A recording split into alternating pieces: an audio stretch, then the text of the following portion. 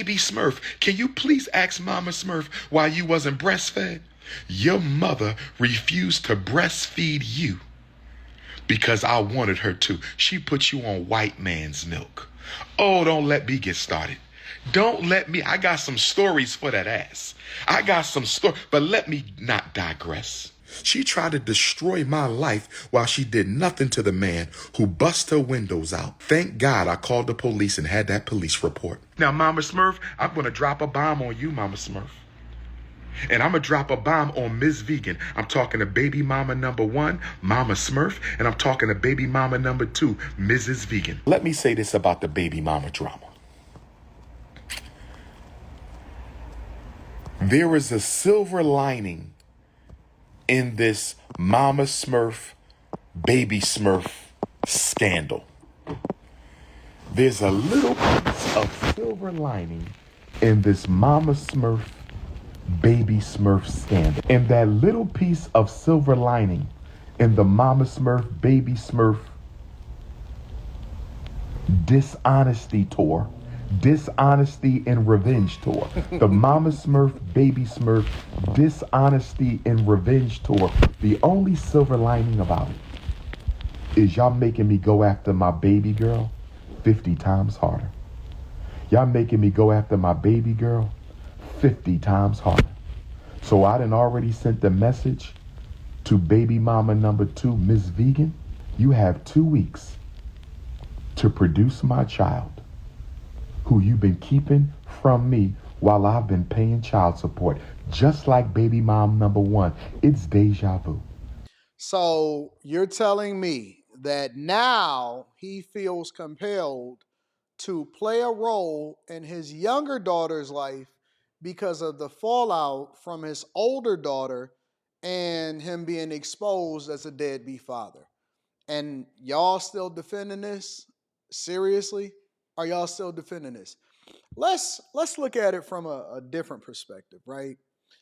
The reason why, because I remember when Umar Johnson first burst on the scene and he started getting a level of visibility and he jumped on the Breakfast Club long time ago when he first said that he wanted to build a school and he was looking for donations. And I said, oh, wow, that can be a novel idea if he's a stand-up guy, because I actually was rocking out with a lot of the things that he was saying, because he was talking about how they are feminizing our boys and all of that stuff. And I largely agree with Umar Johnson on a lot of the things that he said, like when he was talking about how Dwayne Wade was doing what he was doing with his kid and all of this stuff. And I said, you know what? This could be a novel idea. 15, 16 years later, still talking his nonsense. And so I believe that one of the reasons why is not only because of his character, is because he's the type of person that you can't do business with, because he has so many things going on that is not conducive and does not bring positive light and visibility to any large investor that would have believed in him in the first place. I mean, I'm not going to get into the school. We all know that, listen, if you really wanted a school, you can get a school open without even thinking twice about it. It's just a long-term finesse, in my opinion. But he's really untouchable when it comes to you wanting to help him and then attach your name behind it on something that you think is positive. A, because we not really sure that he's going to do what he's supposed to do with the money.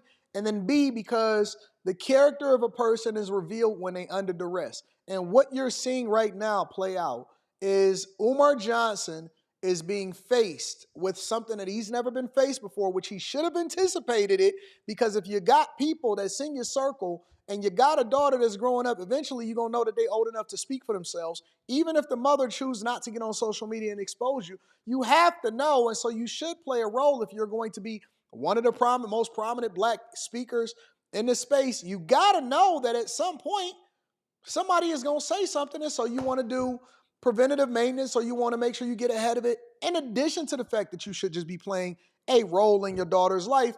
But now, he said that he was done with it, but he's spending so much time fighting these allegations. I've never seen him dedicate this amount of time to fighting anything, but now they finally forced you to play a role in your younger daughter's life, and now you want to start having a conversation about it. Let's hear more of what he got to say. It's deja vu. Collecting my child support, denying me my child. Collecting my child support, denying me my child. Collecting my child support, denying me my child. So baby mama number 2, we talking to Miss Vegan right now. We ain't talking about Mama Smurf. She old news. She old crusty news. We talking about Mrs. Vegan right now. If I do not meet and see my child by Saturday, March 29th, Mrs. Vegan, I will be going live and I'm going to tell the whole world information you don't want them to know. And Miss, You know why I respect Kevin Hart so much is because Kevin Hart, under no circumstances, refused to get into the mud with his former wife. And no matter what they said, no matter what accusations was levied against him, no matter what he was going through, no matter what was happening, he refused to put his children in under duress, and he played a large role. He stayed in his children's life, and he refused to go back and forth with his baby mama. And this is one of the ways that you can tell whether or not a person is on top of their game or not. Is if you can't get in the mud, you got to solve that stuff behind the scenes. And if you can't solve it behind the scenes, then you just continue to remove yourself from it and you do what you got to do. But him talking about it in a negative way and continue to try to throw them under the bus is really making him look bad, and it's extending the story when we would have probably forgot about it last week. Mrs. Vegan, I don't want to put your business in the streets. You are the mother of my beautiful African princess. You are the mother of my beautiful African princess. And I respect you, Ms. Vegan. I respect you. But you are not going to deny me my child anymore. We have a child support hearing coming up because you want more money. And no problem, I will be at the child support hearing. But we're not talking about child support right now. We're talking about a relationship between the prince and the princess. We're talking about a relationship between Queen Kong and King Kong. I better see my baby in the next 2 weeks. You better text me, date, time, place. And once I see my child, you and I will schedule uninterrupted visits. Not in your house. We're not doing grandmama couch no more.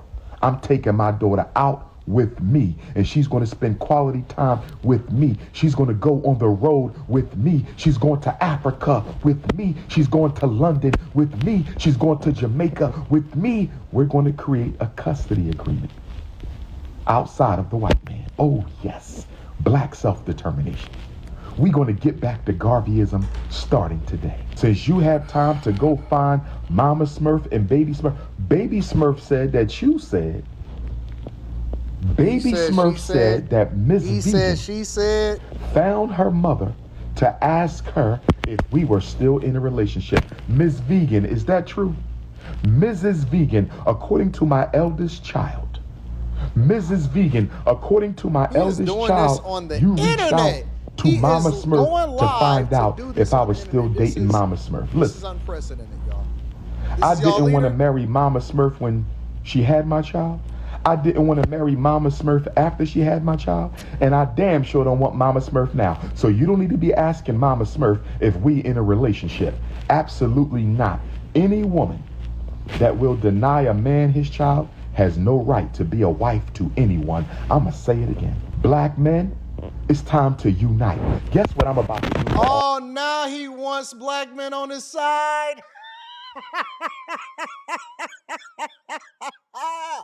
He been dissing black men since the beginning of time. He's been dissing black men since the beginning of time. He has always panned. Now he's going at women.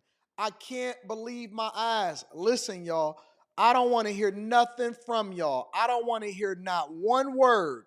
All of you guys that was in the chat that was simping, now he want to be on your team. He been pandering to black women and throwing black men under the bus for the longest amount of time.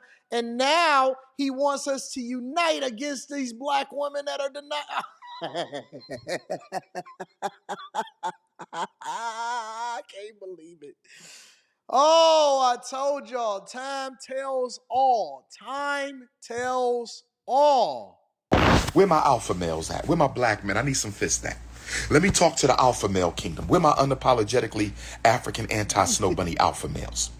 Black men, This whole Mama Smurf, Baby Smurf, Lies and Revenge tour has inspired me to start a black man family court movement. Oh no, get the hell out of here, bro. Get the hell out of here. Man, fuck you, bro. Straight up, all day long. This is nonsense. This is trash. Y'all let me know. I have my opinion. I have my perspective. I want to know what y'all think. Make sure y'all tap into the Patreon link is in the description. I've been largely an advocate for men and not having to be under duress, but still being an advocate for men, and that we needed to change the law. I've been talking about this since the longest. So we need to change the family court laws and the family court system and all of this stuff.